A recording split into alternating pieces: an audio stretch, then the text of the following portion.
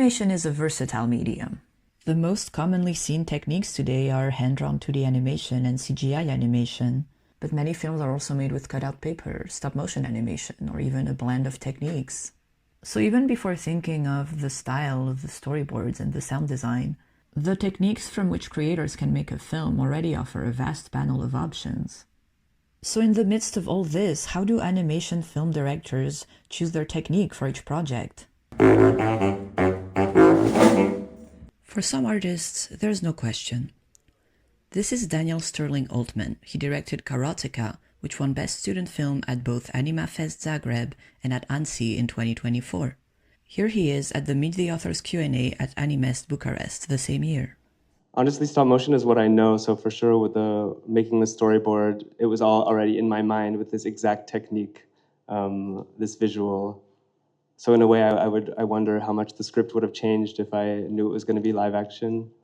Pierre-Luc Grandjean was in a similar situation when he decided to write his first short film in 2001.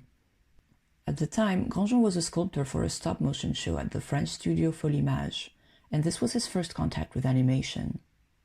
So stop-motion was the only technique he thought of when he wrote his short film Petite Escapade.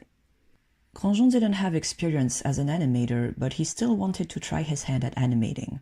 He chose to incorporate a second technique in his movie, hand-drawn 2D animation. For the 2D, I was thinking it may be easier because I can check if it's okay or not, and I can correct my animation.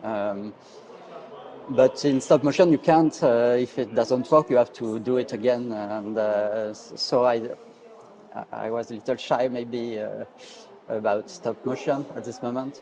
In a way, it's Grandjean's limitation in skill at the time that pushed him to choose a second technique. The resulting film uses both techniques in a charming way. The 2D animation highlights the character's childish and innocent perspective.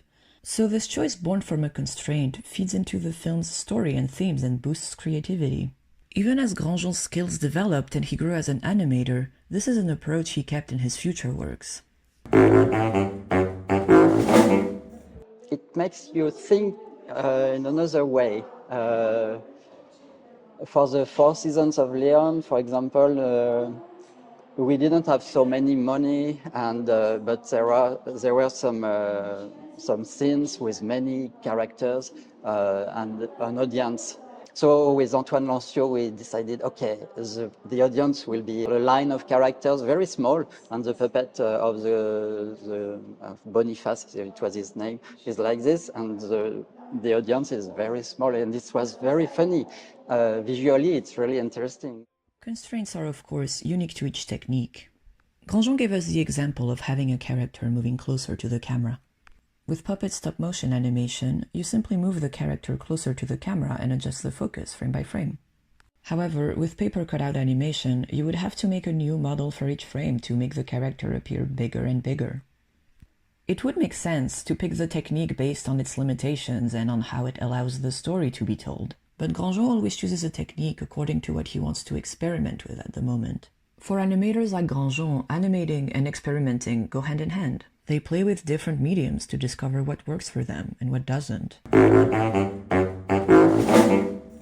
Contrasting with Grandjean, there are other animators who choose their techniques entirely depending on the story they want to tell. Callan Ene thought carefully about this. He is the director of the short film The Tale of the Wolf Without Tail, presented in the Romanian competition at Animest 2024. His film is about a wolf working an office job while yearning for the wilderness of the forest, and Ene wanted the techniques he used in the film to show simplicity and contrast. We find the simplicity in the hand-drawn pencil lines that make up most of the film. They show the wolf in his daily environment and are contrasted with the forest being drawn in charcoal, which gives it more texture. Additionally, for the elements in pencil, every frame is redrawn from scratch, which gives the line this boiling look. The forest, on the other hand, is not redrawn, so it appears still and serene. Ene considers different techniques as different languages, so he has to choose every technique very carefully depending on what he wants to express. Sometimes, an animator will have a vision so clear and specific that they will need to create a new technique.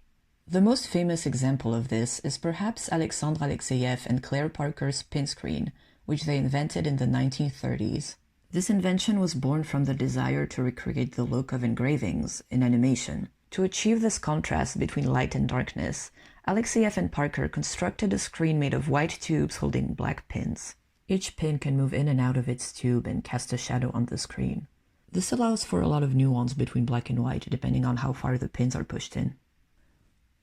Alexeyev and Parker's films were so particular and visually striking that other animators like Jacques Drouin, Michel Lemieux, and more recently Pierre-Luc Grandjean also wanted to get their hands on the pin screen to tell their own stories and also play with this tool.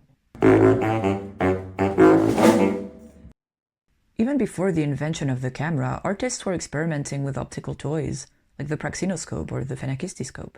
Experimentation continued after the invention of film, and a wide variety of techniques and styles were developed.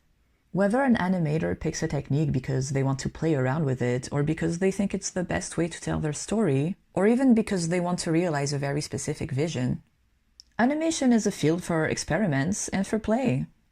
So, which animation technique would you like to try?